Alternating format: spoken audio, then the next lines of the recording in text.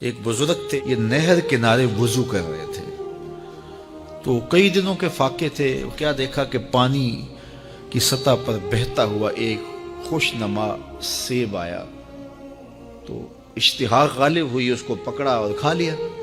جب کھا چکے تو پھر خیال آیا یہ تو میرا تھا ہی نہیں، یہ تو مال لقطہ تھا، تو میں نے اس کو کھا لیا، اب اس کا مالک کیسے ملے؟ جس سمت سے پانی آ رہا تھا اس سمت سفر شروع کر دیا۔ کئی دنوں کی مسافت کے بعد دیکھا کہ ایک باغ ہے جس کی شاخیں اس پانی کی طرف لٹک رہی ہیں۔ سمجھ گئے کہ یہیں سے گرا ہوگا اور میں نے کھا لیا۔ خیر باغ میں پہنچے، مالک سے ملے، کہا کہ یوں میں نے ایک سیب کھا لیا ہے اور میرا غالب گمان یہ ہے کہ اس باغ کا وہ سیب تھا، تو میں معافی مانگنے آیا ہوں، یا پھر بتائیں کہ اس کا ہرجانہ کیا ہوگا۔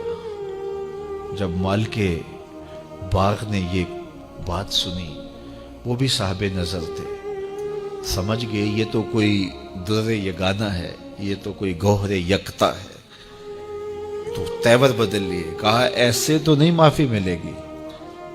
کہا حضرت کیسے ملے گی؟ کہا 12 سال تک میرے باغ کی گوڈی کرنا پڑے گی۔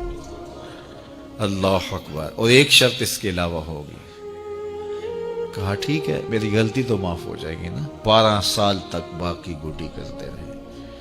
ایک دن فرمانے لگے وہ صاحب باغ جو تھے کہ سیب توڑ کے لاؤ، مہمان آئے ہیں۔ تو وہ سیب توڑ کے لائے تو وہ کچے ہی تھے۔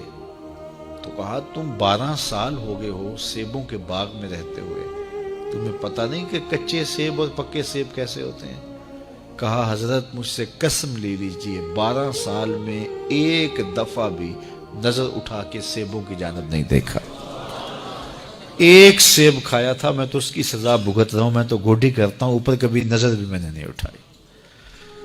سینے سے لگا لیا، کہا ایک شرط تمہاری پوری ہو گئی، اب دوسری شرط ہے کہ میری ایک بیٹی ہے جو آنکھوں سے نابینا ہے، کانوں سے بہری ہے، بول سکتی نہیں، اور وہ اپاہج بھی ہے، چل بھی نہیں سکتی، اس سے تمہارا نکاح کرنا چاہوں، اگر تمہیں قبول ہے تو معافی ہو جائے گی۔ کہا ٹھیک ہے جی قبول ہے، میرا گناہ معاف ہو جائے، میں زندگی کاٹ لوں گا، کوئی بات نہیں ہے۔ خیر نکاح ہو گیا۔ کہا کہ یہ کمرہ ہے، یہاں آپ کی زوجہ آپ کی منتظر ہے۔ جب وہاں گئے تو ایک خوبرو دوشیزہ منتظر تھی، تو فوراً پلٹے کہ میں غلطی سے کسی اور کمرے میں آ گیا ہوں۔ پلٹتے ہوئے دروازے کی چوگاٹ سے سر پھٹ گیا، خون بہنے لگا۔ جب باہر آئے تو صحن میں پہنچے تو وہ بزرگ وہاں تھے۔ کہا کیا ہوا؟ کہ حضرت ایک غلطی کی سزا اتنی کاٹی، اب کہیں دوسری غلطی نہ ہو جائے۔ وہ تو کوئی اور ہے خاتون۔ کہا وہی تمہاری زوجہ ہے۔ تمہیں بتاؤں کہ وہ بہری کیوں ہے؟ آج تک اس نے غیر محرم کی آواز نہیں سنی۔ تمہیں بتاؤں کہ وہ بول کیوں نہیں سکتی؟ آج تک اس نے غیر محرم سے کلام نہیں کیا۔ اندھی اس طرح ہے، آج تک اس نے غیر محرم کو نہیں دیکھا، اور اپاہج اس طرح ہے، چل کے کبھی گھر کی دہلیز سے گئی نہیں ہے۔ تو اس خاتون کا جب نکاح ہوا اور پھر ان سے اللہ نے ان کو ایک بچہ دیا جس کا نام ہے الشیخ عبد القادر جیلانی۔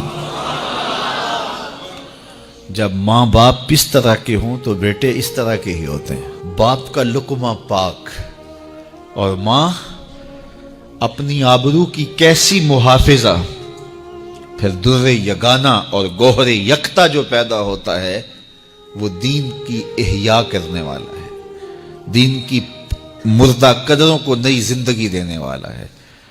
حضرت ملا علی قاری لکھتے ہیں کہ حضور غوث اعظم جب مجلس واعظ کرنے بیٹھتے تو 70 ہزار کا اجتماع آپ کے مجمع میں ہوتا، اور عمومی طور پہ اللہ کی رحمتوں کے حوالے سے بات کرتے، اور جس دن آپ اللہ کے قہر، غضب اور جلال کی بات کرتے کئی جنازے اٹھتے۔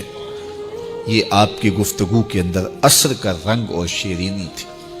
اللہ اکبر۔ تو باپ دیکھیے کہ رزق کے معاملے میں کتنا محتاط ہے، اور ماں دیکھیے اپنی عصمت کی کتنی حفاظت کرنے والی ہے۔ مائیں بچوں کی تربیت کرتی ہیں، ماؤں کے ذریعے سے پاکیزہ صفت بچے جنم لیتے ہیں۔ تو تو لہٰذا ماؤں کو اچھی تربیت کا حامل ہونا چاہیے تاکہ وہ آگے اچھی تربیت خود کر سکے۔